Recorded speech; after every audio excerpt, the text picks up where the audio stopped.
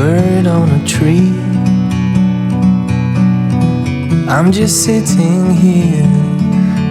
माँ वीणा वादिनी को नमन करते हुए आज 20 सितंबर 2022 हमारा कॉलेज यानी श्रीमती नानकीबाई वाधवानी कला महाविद्यालय के अंतर्गत हमारे पीएचडी रिसर्च सेंटर के माध्यम से किसी विषय पर अनुसंधान या शोध कार्य करते समय अपने पीएचडी के विषय के ज्ञान में वृद्धि के लिए विस्तृत और सुविचलित अध्ययन करना होता है। इसलिए आज ये वैज्ञानिक अनुसंधान में हमारी वैज्ञानिक विधि का सहारा लेते हुए जिज्ञासा का समाधान करने की कोशिश करने का हमारा पीएचडी सेंटर प्रयास कर रहा है।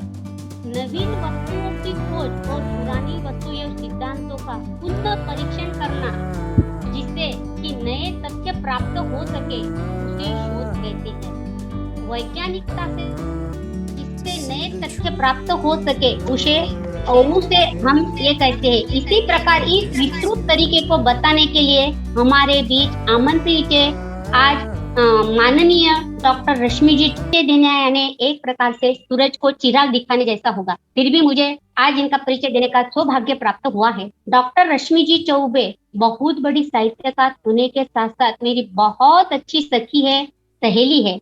आप अभी स्थायी गाजियाबाद में हैं। आप जीवाजी विश्वविद्यालय ग्वालियर में मध्य प्रदेश में कार्यरत है। आपका बीए एमए प्रथम श्रेणी हिंदी में प्राप्त की है। आपने पीएचडी का विषय देवनागरिक लिपि की वैज्ञानिक था। आपका अनुभव विश्व हिंदी साहित्य सेवा संस्थान प्रयागराज उत्तर प्रदेश राष्ट्रीय बाल संसद प्रभारी एवं गाजियाबाद प्रतिनिधि हो। आप साहित्य मुग्धा के दर्पण मासिक पत्रिका के संपादक भी हो। राष्ट्रीय शिक्षण संचेतना मुख्य महासचिव महिला इकाई भारत रत्न विकास परिषद कार्यकारिणी की सदस्य भी हो। पूर्व महिला संयोजिका अध्यापिका के पद पर आप 3 वर्ष से अधिक कार्य कर चुकी हो। आपकी उपलब्धियां इस प्रकार है। अभी तक आपके 70 से अधिक कविताएं, कई लेख और कहानियों की रचनाकार रह चुकी हो। 100 से अधिक ऑनलाइन संगोष्ठियों का श्रेय संचालन नागरिक लिपि की वैज्ञानिकता पर आपने पीएचडी करने के लिए नागरिक लिपि परिषद दिल्ली से सम्मानित भी प्राप्त किया है। अभ्युदय लेखक सम्मान, काव्य सम्मान, लंबी जिंदगी आदि के लिए भी आप प्रसिद्ध हो। सावित्रीबाई फुले से सम्मानित किया गया है 2020 और 2022 में 2 बार आप सावित्रीबाई फुले से सम्मानित की गई हो। राष्ट्रीय शिक्षण संचेतना उज्जैन अंतरराष्ट्रीय डॉक्टर ब्रजमोहन शुक्ल सम्मान पत्र इंडिया दिल्ली 2022 में अनेक राष्ट्रीय अंतरराष्ट्रीय मंच पर कहानी समीक्षा एवं काव्य पाठ का आपका संचलन हुआ है। भारत माता सम्मान से भी आप विभूषित की गई हो। आपका इसलिए बहुत से हम सभी हमारे पीएचडी सेंटर से आपका अभिनंदन करते हैं। और विभावती हरियाणा एवं राष्ट्रीय शिक्षण संचेतना नागरिक लिपि सम्मान नागरिक लिपि परिषद मध्य प्रदेश इकाई रजश्री अलंकार हिंदी विश्व साहित्य सेवा संस्थान प्रयागराज उत्तर प्रदेश निर्णायक राष्ट्रीय काव्य गोष्ठी श्रेष्ठ संचालक सम्मान राष्ट्रीय शिक्षण संचेतना में आपने 2 बार राष्ट्रीय मातृशक्ति सम्मान भी पाया है। राष्ट्रीय शिक्षण संचेतना अभिनंदन पत्र भारत विकास परिषद वैशाली वसुंधरा गाजियाबाद की ओर से विशेषज्ञ के रूप में भी आप श्रेष्ठ रचनाकार से सम्मानित किया गया है। राष्ट्रीय शिक्षण संचेतना श्रेष्ठ नागरिक सम्मान 2022 टू मीडिया द्वारा सम्मानित अटल जी श्री सम्मान में भी आप को प्राप्त हो चुकी है।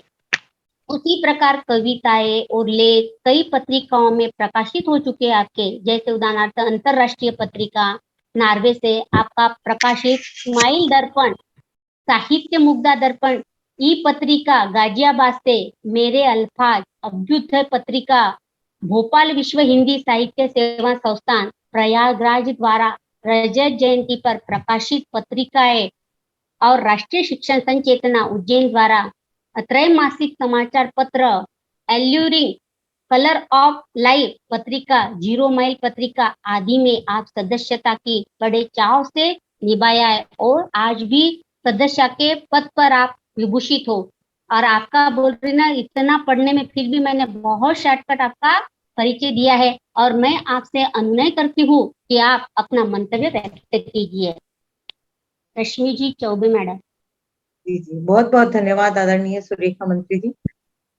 आज श्रीमती नानकी बाई वाधवानी कला महाविद्यालय यावतमाल के तत्वावधान में आचार्य पदवी संशोधन क्रमांक 451 के तहत वैज्ञानिकता से संशोधन कैसे किया जाए इस विषय पर प्रकाश डालने हेतु मुझे चुना गया। अतः मैं इस महाविद्यालय के पदाधिकारी एवं आदरणीय डॉक्टर सुरेखा मंत्री जी का आभार व्यक्त करती हूँ कि इस विषय के लिए मुझे चुना। वैज्ञानिक अनुसंधान से तात्पर्य अनुसंधानकारी के पक्षपात रहित ऐसे अध्ययन से होता है जो भावना, दर्शन, तत्वज्ञान से संबंधित न होकर वस्तुनिष्ठ अवलोकन, परीक्षण, प्रयोग और वर्गीकरण की व्यवस्थित कार्य प्रणाली पर आधारित होता है। जब किसी समस्या या प्रश्न को हम क्रमबद्ध एवं वस्तुनिष्ठ ढंग से सुलझाने का प्रयास किया जाता है तो इस क्रिया को वैज्ञानिक प्रक्रिया कहते हैं और इसे ही वैज्ञानिक शोध कहते हैं। आवश्यकता आविष्कार की जननी होती है। चिंतन शक्ति और तर्क शक्ति के आधार पर ही अनुसंधान होते हैं। रीधन सर्च माने रिसर्च, जिसको बार बार खोजा जा सके उसे रिसर्च कहते हैं। विज्ञान का युग 20वीं शताब्दी से प्रारंभ होता है, जो निरंतर कालक्रम की वृद्धि के साथ निरंतर विकास के सोपानों को पार करता जा रहा है। 3 शब्द से बना यह शब्द ज्ञान में भी उपसर्ग लगाकर सत्ता में आया है। अग्नि से अंबर तक यत्र तत्र सर्वत्र विज्ञान का ही राज है, जिनको हम विशिष्ट ज्ञान या व्यवस्थित ज्ञान की कोटि में रखते हैं। विज्ञान का विशुद्ध रूप अवलोकन, प्रयोग और निर्धारण पर आधारित है, जबकि उसका सैद्धांतिक पक्ष कार्य कारण के संबंधों पर बल देता है। किसी भी विषय का वैज्ञानिक अध्ययन करने के लिए उसके कार्य और कारण के संबंध को समझना परम आवश्यक होता है। वस्तुतः इसीलिए जो शास्त्र हैं वो भी अब विज्ञान की कोटि में आने लगे हैं, जैसे कि राजनीति शास्त्र को राजनीति विज्ञान कहते हैं, कुछ लोग अर्थशास्त्र को अर्थ विज्ञान कहते हैं। इस तरह से विज्ञान का अर्थ कई रूपों में ग्रहण किया जाता है। सर्वप्रथम ज्ञान के रहस्य उद्घाटन के रूप में, कोई ज्ञान हो, उसका रहस्य उद्घाटन करना हो, वो क्रमबद्ध तरीके से अगर हो तो उसको विज्ञान कहते हैं। अध्ययन द्वारा अर्जित ज्ञान के रूप में, जो हम अध्ययन करते हैं उसके द्वारा जो अर्जित ज्ञान होता है उसको भी हम विज्ञान कहते हैं। ज्ञान की किसी विशिष्ट शाखा के रूप में, जैसे भौतिक विज्ञान, रसायन विज्ञान, प्रयोग द्वारा सत्य को प्रदर्शित करने के रूप में। अब प्रयोग करके जो सत्य प्रदर्शित होते हैं भौतिक विज्ञान में होते हैं, जीव विज्ञान में होते हैं, उस तरह से भी विज्ञान का अर्थ लिया जाता है। ज्ञान या बौद्धिक क्रिया के रूप में, बौद्धिक क्रिया के रूप में जो हम महाविद्यालयों में पढ़ते हैं उस तरह से भी विज्ञान को लिया जाता है। विज्ञान की मूल आत्मा किसी कार्य कारण का विवेचन करना है। प्रत्येक कार्य का कोई कारण होता है, उसी कारण का विवेचन करना, उसी कारण की खोज कर किसी सत्य को प्रस्तुत करना विज्ञान का कार्य क्षेत्र है। प्रायः वैज्ञानिक अध्ययन में कार्य कारण संबंध स्थापन पर ही विशेष बल दिया जाता है। इसी कारण वह शास्त्र विज्ञान की कोटि में आ गए हैं। अब अगर हम देखते हैं कि वैज्ञानिक अनुसंधान का प्रारूप क्या होता है, तो सर्वप्रथम होता है कि समस्या को खोजना। हम सर्वप्रथम एक समस्या लेते हैं, उसको प्रश्न के रूप में प्रस्तुत करते हैं, वही हमारा विषय चयन होता है। अगर कोई विद्यार्थी स्वयं विषय को चयन करता है, स्वयं समस्या खोजता है, तो उसको उतना ही अनुसंधान करना आसान हो जाता है, क्योंकि वही हमारी परिकल्पना में होता है और उसी से भी निष्कर्ष निकलते हैं। इसलिए हम जितना अच्छा समस्या का चयन कर लेते हैं उस समय, वही हमारे आगे के परिणामों का आधार बन जाता है। तो इसके लिए क्या करना होता है, सर्वप्रथम हमें एकत्रीकरण करना होता है। जिस वस्तु या वैज्ञानिक अध्ययन करना होता है, उसके लिए हमें वस्तुओं का सर्वप्रथम एकत्रीकरण करना होता है। वहां दृष्टि केवल समान वस्तुओं को एकत्रित करने नहीं होती है। कुछ आवाज आ रही है यहाँ पर, जैसे कुकर की सीटी की आ रही हो, जरा ध्यान दीजिए। अगर किसी का माइक खुला हुआ है तो कृपया बंद कर लें। सरिता मैडम का है, सरिता शिंदे मैडम का। हाँ, एकत्रीकरण करना होता है। वहां दृष्टि केवल समान वस्तुओं को एकत्र करने की होती है और उससे थोड़ी बहुत समान होती है, हम उन वस्तुओं को भी एकत्रित कर लेते हैं। उसके पश्चात चयन होता है। चयन जो हमारे जो विषय होता है उससे संबंधित सामग्री को हम फिर उसमें से छांट लेते हैं कि ये हमारी सामग्री हमारे लिए उपयोगी है और ये हमारे काम में आने वाली है। इस तरह से हम चयन इस प्रक्रिया का मुख्य आधार होता है, क्योंकि उसी चयन पर हम फिर अध्ययन करके हम अपना अनुसंधान करने वाले होते हैं। तत्पश्चात होता है अवलोकन, ऑब्जर्वेशन। चयनित वस्तुओं का अवलोकन एवं परीक्षण नितांत आवश्यक है और समान गुणधर्मी वस्तुओं का अवलोकन एवं परीक्षण वैज्ञानिक अध्ययन की दृष्टि से वांछनीय है। तो अवलोकन की प्रक्रिया के पश्चात हम प्रयोग करते हैं। प्रयोग एक वैज्ञानिक अनुसंधान में एक मुख्य भूमिका निभाता है। वैज्ञानिक अध्ययन का ये मुख्य आधार होता है। यह प्रयोग परक एवं तकनीकी साधनों पर आधारित होता है। प्रयोग द्वारा ही वस्तु की वास्तविकता का परिचय प्राप्त होता है। विज्ञान के बड़े बड़े अनुसंधान उन प्रयोगों को ही देन है। यह प्रयोग संपूर्ण साधन के प्रतिफलन होता है और इन जो जब हम प्रयोग करते हैं ये तकनीकी रूप से भी होते हैं, अन्य रूप से भी होते हैं। कुछ फील्ड में जाकर किए जाते हैं, कुछ प्रयोगशाला में किए जाते हैं। अलग अलग तरह के प्रयोग करके हम फिर क्या होते हैं, निष्कर्ष पर पहुंचते हैं। प्रयोगों का कुछ अपनी प्रयोगों द्वारा जो प्रतिफल आते हैं उसके द्वारा फिर हम क्या करते हैं, नियमों का निर्धारण करते हैं। नियम निरंतर प्रयोगात्मक अभ्यास में रत रहने के पश्चात एक ऐसी स्थिति आती है जब हम किसी सत्य का सामान्यीकरण कर रहे होते हैं। और सामान्यीकरण किसके आधार पर? प्रयोगों के आधार पर। और किसी सिद्धांत के निर्धारण में अपनी विशिष्ट भूमिका अदा करता है ये नियमों का निर्धारण। नियमों का सूत्र स्थापन इसी अवस्था में होता है। प्रयोग के पश्चात नियमों का निर्धारण किया जाता है। तत्पश्चात सूत्र संपुष्टि होती है। सूत्र स्थापन वैज्ञानिक अध्ययन की अंतिम कड़ी होती है, जिसमें क्या करते हैं, वैज्ञानिक अध्ययन की प्रक्रिया में उनकी संपुष्टि नितांत आवश्यक है और ये संपुष्टि अनेक बार के प्रयोगों पर निर्भर करती है। अंततः परिणाम एक है, तभी उसकी सामयिक पुष्टि होती है और उसके अनुसार हम सूत्र निर्धारण करते हैं, सिद्धांतों का निर्धारण करते हैं। इस तरह से ये एक स्वरूप होता है जो वैज्ञानिक अनुसंधान का।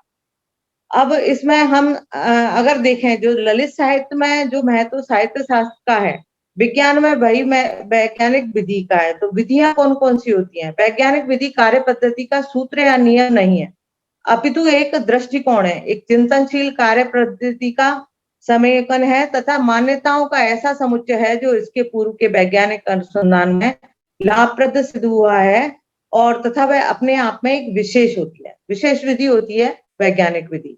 विज्ञान में किसी भी चीजों को वैज्ञानिक स्तर पर सही या वैज्ञानिक साबित करने के लिए उसके निरीक्षण परीक्षण की वैज्ञानिक विधि है। उस स्तर पर सही साबित होने पर ही वस्तु वैज्ञानिक सिद्ध होती है। विज्ञान में अनुसंधान के प्रतिवेदन की आवश्यकता पर बल दिया गया है। वस्तुतः प्रतिवेदन भी अनुसंधान का अनिवार्य अभिन्न अंग है होता है तथा अभिलेखन के बिना किसी भी अनुसंधान को पूर्ण नहीं किया जा सकता। इस प्रकार वैज्ञानिक की हैसियत से जब वैज्ञानिक उसे लिखता है तथा जिसे परिणाम में लिपिबद्ध करने में भी उसका पर्याप्त अधिक समय श्रम व्यय होता है। क्यों? क्योंकि वैज्ञानिक होता है तो प्रयोग और परीक्षण के पश्चात ही लिख पाता है, उसे वैज्ञानिक लेख कहा जाता है। इस प्रकार लेखन उस समय सर्वाधिक सफल समझा जाता है जब लेखन वैज्ञानिक विधि और वैज्ञानिक शोध पत्र के प्रारूप के बीच में क्रियात्मक सामंजस्य के प्रति जागरूक हो। और वैज्ञानिक विधि में प्रयोग और प्रेक्षण का विशेष महत्व होता है, क्योंकि मानव सृजन के लिए लालायित होता है, उससे अधिक ज्ञानार्जन के लिए। यदि कविता के प्रथम अंकुर वियोगी हृदय की उर्वर भूमि पाकर अंकुरित हुए, प्रेम संचित किए गए और अश्रुओं के सतत संपर्क में पल्लवित हुए, तो विज्ञान का बीजांकुर प्रागैतिहासिक युग में वन्य मानव के मस्तिष्क में हुआ, जिसके प्रेक्षण और अनुमान के सिद्धांत के आधार पर पहली बार इस भौतिक जगत की ओर दृष्टिपात किया था। थॉमस हेनरी हेम्सले का कथन है कि संपूर्ण प्रकृति गान की आधारशिला का समय उस समय रखी गई जब मानव तर्क और प्राकृतिक तथ्य परस्पर अभिमुख हुए, जब वन्य मानव ने जाना कि दोनों हाथों की अपेक्षा एक हाथ में कम उंगलियां हैं। पत्थर को यदि लुढ़काया ना जाए तो वह रुक जाता है और हाथ से न पकड़ा जाए तो वह गिर जाता है।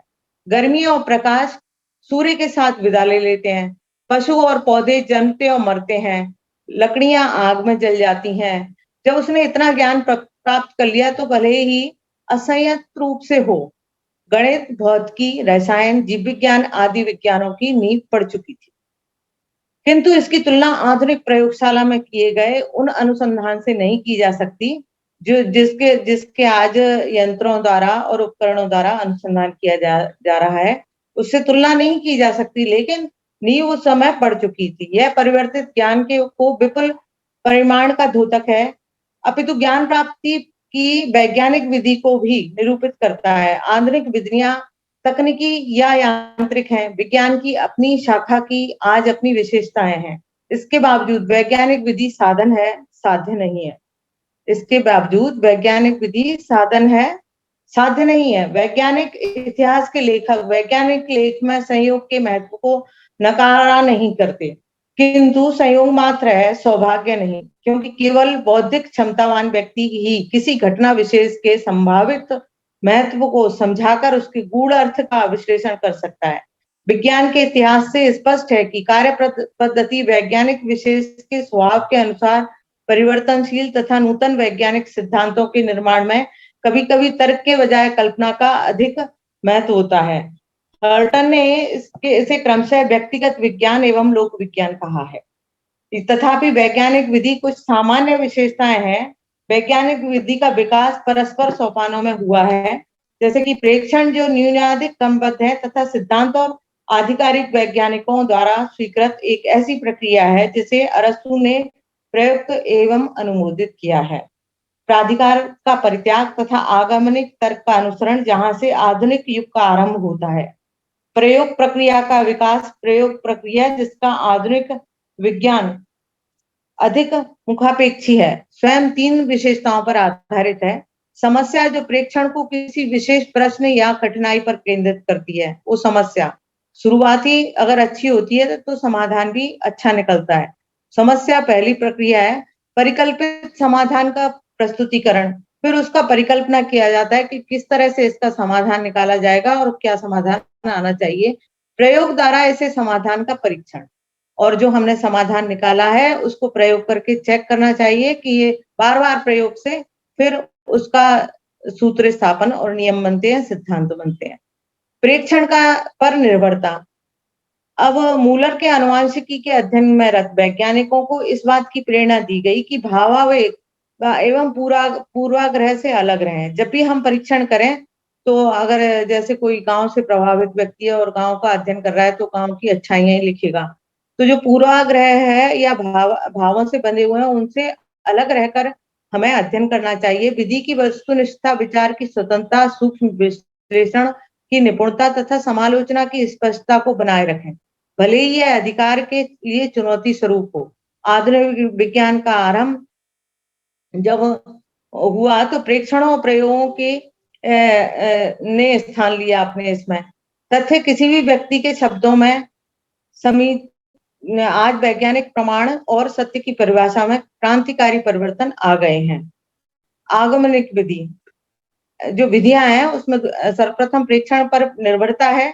जितना परीक्षण करेंगे उसमें हम उसी हिसाब से उसके परिणाम आएंगे और उतना ही हमारा अनुसंधान परिपक्व कहलाएगा। दूसरी है आगमनिक विधि।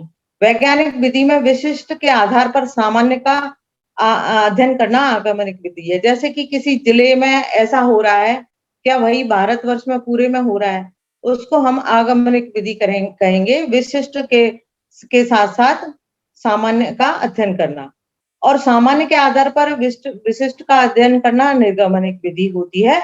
इसको भी वैज्ञानिक विधि में अपनाया जाता है। उसके पश्चात आती है प्रायोगिक प्रक्रिया।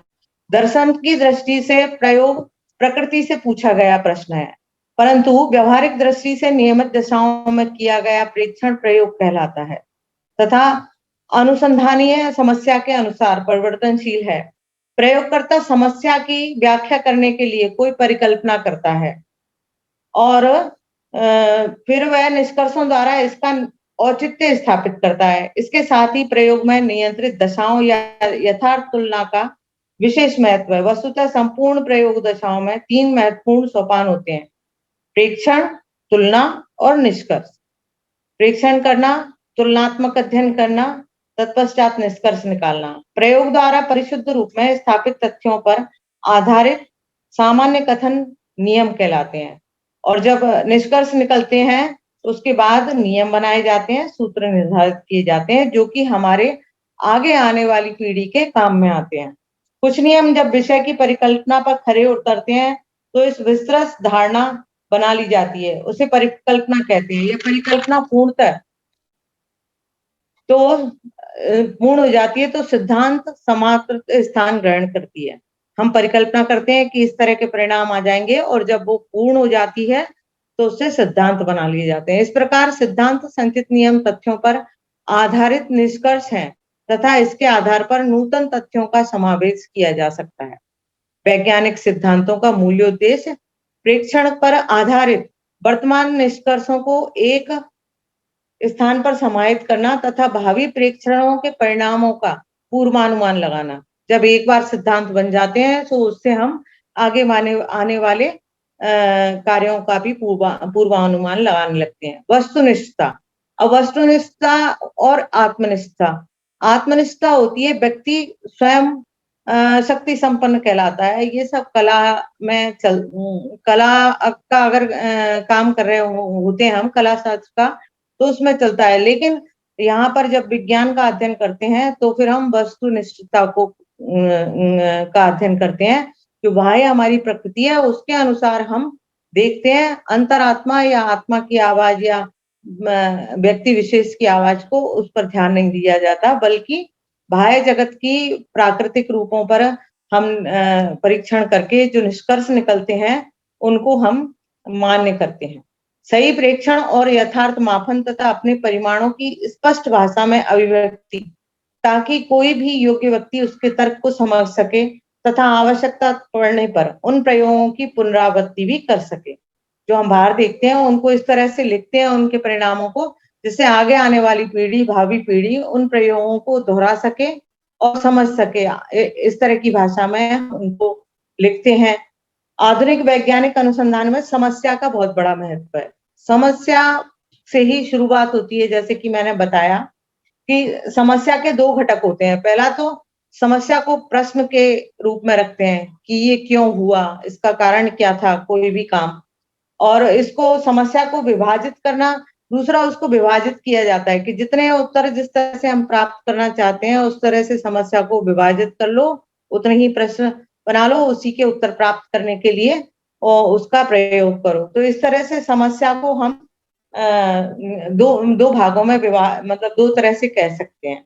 समस्या अन्वेषण का प्रारंभिक बिंदु है, क्योंकि समस्या सही रूप में प्रस्तुत कर दी जाए तो आदि जो समस्या निर्धारण होता है वह सफलता की निश्चित कुंजी होती है। क्योंकि अगर समस्या सही तरीके से समझ में आया है तो उसी तरह से प्रश्न बनते हैं और उनकी प्राप्ति करने हेतु हम सही परिकल्पना कर पाते हैं। समस्याएं तथ्यपरक होती हैं, मूल्यपरक होती हैं और साधन परक होती हैं। समस्या तीन प्रकार की होती हैं। तथ्यपरक होती हैं, जैसे कि पृथ्वी गोल है या चपटी, तो आसानी से समझ में आता है कि गोल है। दूसरा होता है मूल्यपरक। मूल्यपरक ऐसी समस्या होती है जैसे कि राजनीति शास्त्र या स्वयं की कोई विचारधारा, उनको हम विज्ञान में नहीं ले सकते।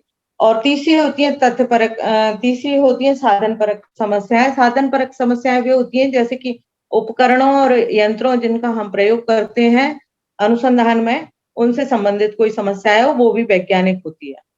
तो मूल परक समस्याओं का अध्ययन केवल वैयक्तिक आत्म परक स्तर पर संभव है, वह विज्ञान के क्षेत्र से बाहर है। जबकि और दो समस्याओं को वैज्ञानिक क्षेत्र में रखा जा सकता है।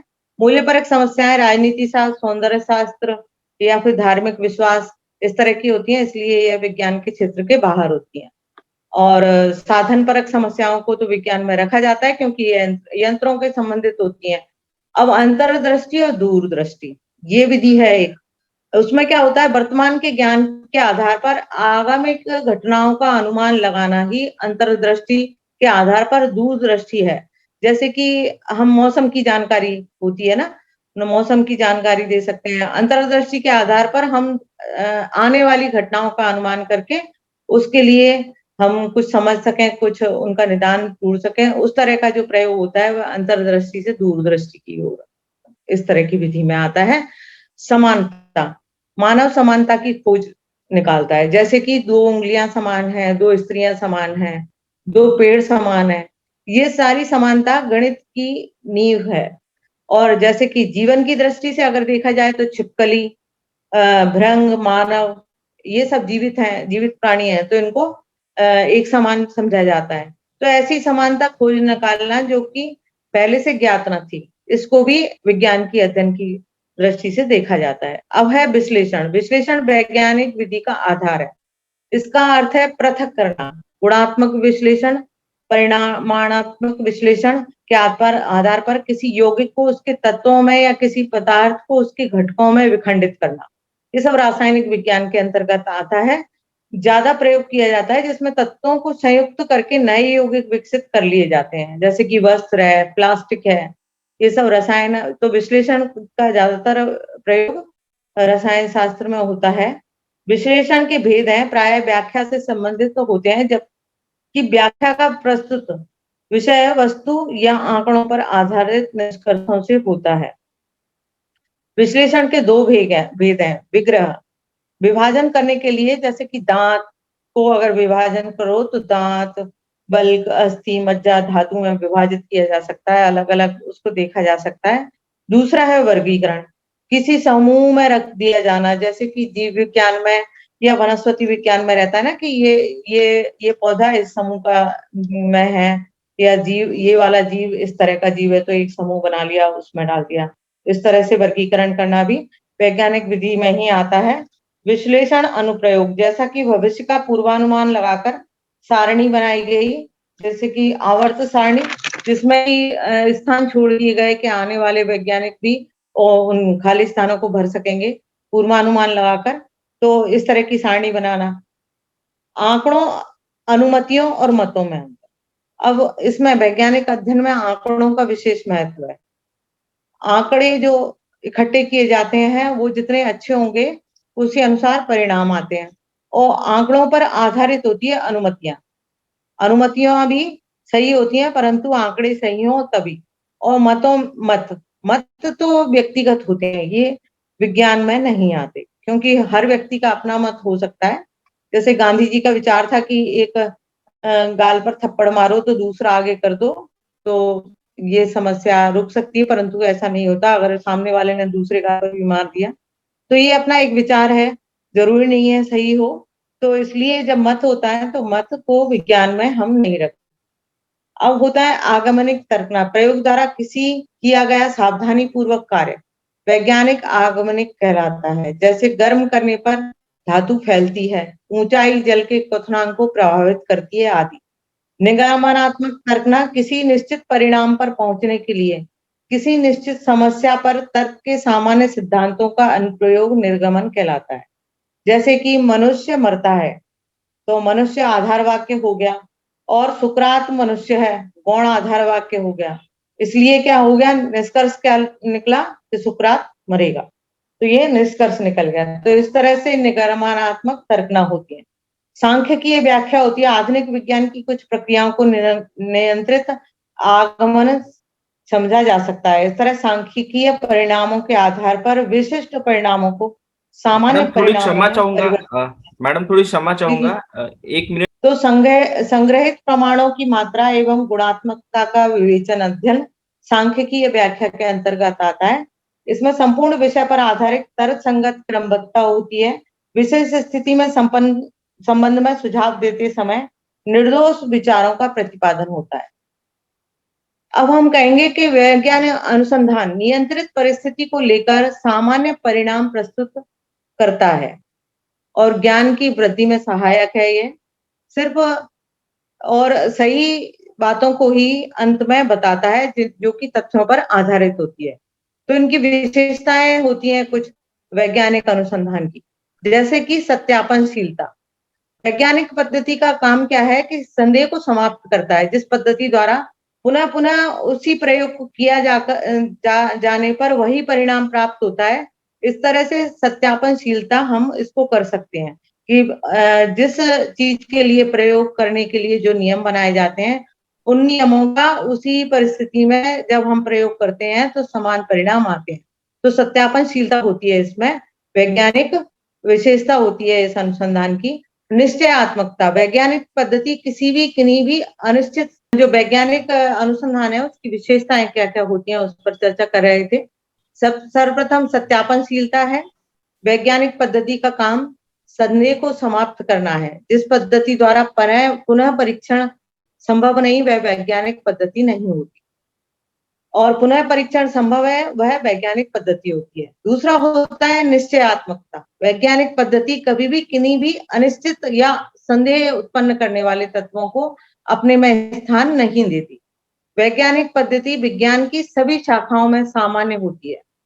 दूसरी बात यह है कि यह पद्धति सामान्य सत्य को ढूंढ निकालती है। जैसे कि गांव की महिलाओं पर अगर परीक्षण किया गया है तो जो परिणाम आए हैं वही परिणाम दूसरे गांव की महिलाओं पर भी अगर परीक्षण करने पर आएंगे। वस्तुनिष्ठता होती है, आत्मनिष्ठता नहीं होती। ये तो मैं पहले भी बता चुकी हूँ कि वस्तुनिष्ठ होती है यह, और भविष्यवाणी की क्षमता निहित होती है इसमें।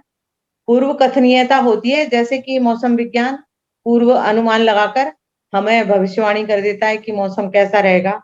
अतः वैज्ञानिक विधि में सर्वप्रथम समस्या की पहचान की जाती है, समस्या क्या है, फिर विषय का चयन किया जाता है, उद्देश्यों का निर्धारण करके अध्ययन किया जाता है, उपकल्पना का निर्माण होता है, अध्ययन क्षेत्र का निर्धारण होता है कि इस विशेष क्षेत्र में ही हम अध्ययन करते हैं। ज्यादा विस्तृत हो जाता है तो परिणाम उतने अच्छे नहीं आते, इसलिए उसमें अध्ययन क्षेत्र निर्धारित कर लेते हैं अगर अच्छे परिणाम चाहिए तो। अध्ययन यंत्रों का चयन होता है, जो हम अध्ययन कर रहे हैं जिस विषय पर उसमें कौन कौन से यंत्रों का प्रयोग होगा उसका चयन किया जाता है। फिर हम अवलोकन करते हैं, ऑब्जर्वेशन होता है, और सूक्ष्म अवलोकन के बिना वैज्ञानिक पद्धति अधूरी होती है। तथ्यों का एकत्रीकरण, तथ्यों का वर्गीकरण समूहों में बांट लिया जाता है, सामान्यीकरण, सूत्र संपुष्टि, तत्पश्चात सूत्र की संपुष्टि हो जाती है। आज अगर हम विश्व में कदम से कदम मिलाकर चलना चाहते हैं, वैज्ञानिक अनुसंधान की हमें आवश्यकता है, तभी हम विश्व में एक अपना स्थान प्राप्त कर सकते हैं। हर क्षेत्र के लिए वैज्ञानिक अनुसंधान की आवश्यकता पड़ती है। ये अनुसंधान के वैसे तो कई प्रकार होते हैं, ऐतिहासिक अनुसंधान, वर्णनात्मक अनुसंधान, प्रयोगात्मक अनुसंधान, क्रियात्मक अनुसंधान, आधारभूत अनुसंधान, गुणात्मक अनुसंधान। परंतु वैसे अनुसंधान दो ही प्रकार के होते हैं, एक मौलिक अनुसंधान और व्यवहारिक, जो मूलभूत होते हैं। और जो आधारभूत अनुसंधान होते हैं उसमें व्यक्ति को विशिष्ट उसका ज्ञान होना परम आवश्यक है, और व्यवहारिक अनुसंधान है उनको ज्यादातर लोग जल्दी समझ पाते हैं। और मात्रा निर्धारित होती है, किसी में मात्रा निर्धारित नहीं होती। आगमनात्मक निर्गमनात्मक होते हैं, वर्णात्मक होते हैं, ऐतिहासिक खोज के लिए अनुसंधान होते हैं, और स्थायी अनुसंधान होते हैं, स्पष्टीकरण का या कारण शोध के लिए अनुसंधान होते हैं, वर्णात्मक अनुसंधान होते हैं, घटना के बाद अनुसंधान होते हैं, जो घटना घट चुकी है उसके ऊपर, यह सह संबंधी अनुसंधान होते हैं, मूल्यांकन भी अनुसंधान होते हैं, और पूर्व ज्ञान संबंधी अनुसंधान होते हैं, क्रिया शोध होते हैं जो कि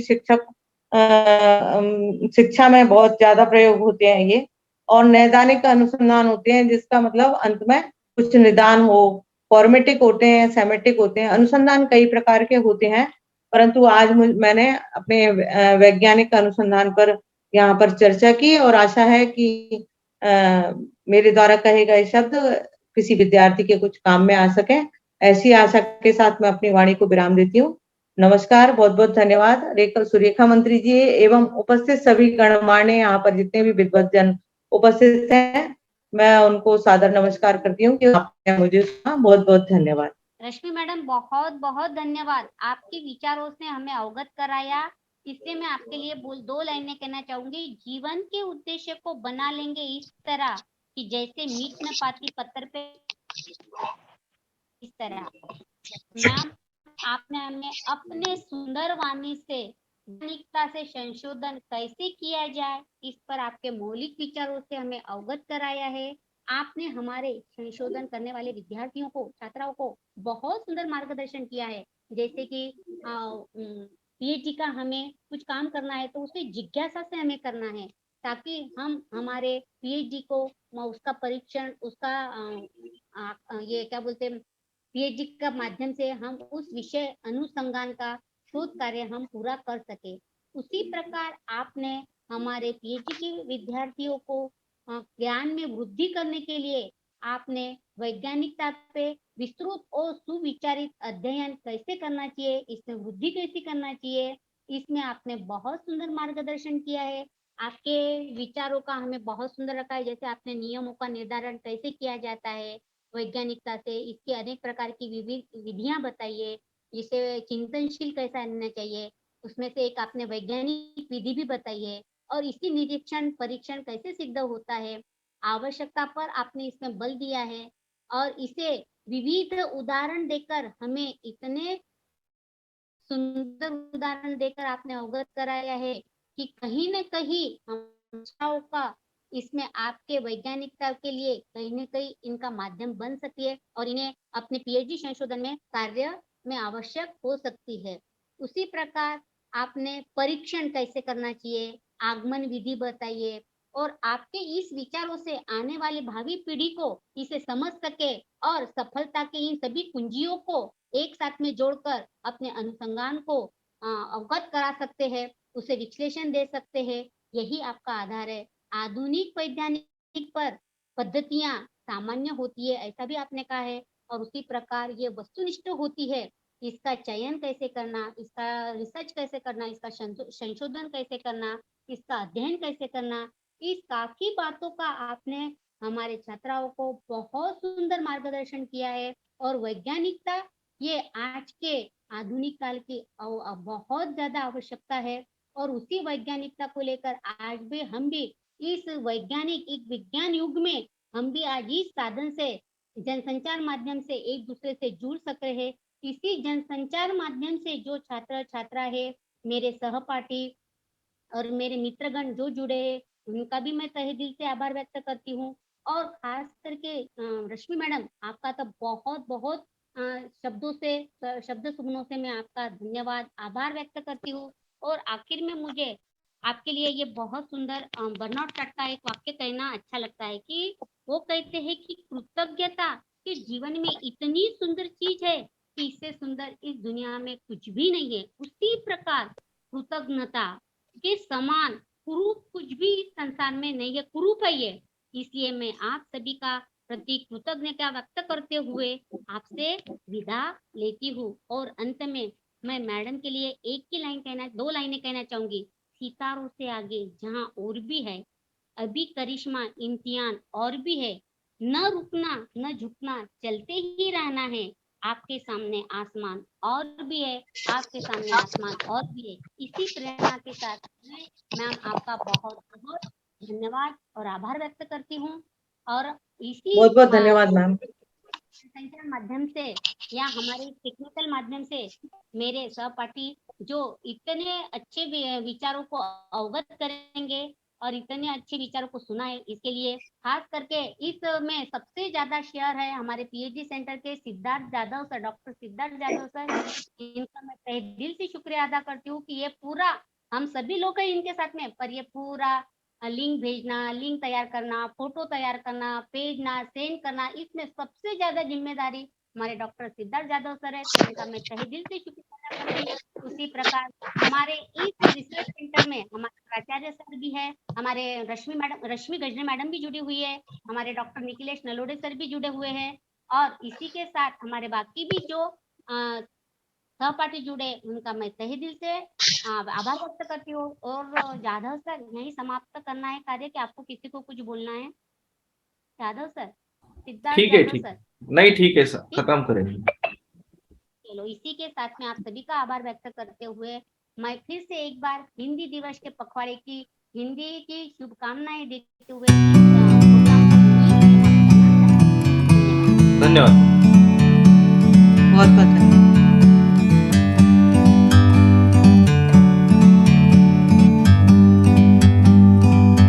like a bird on a tree.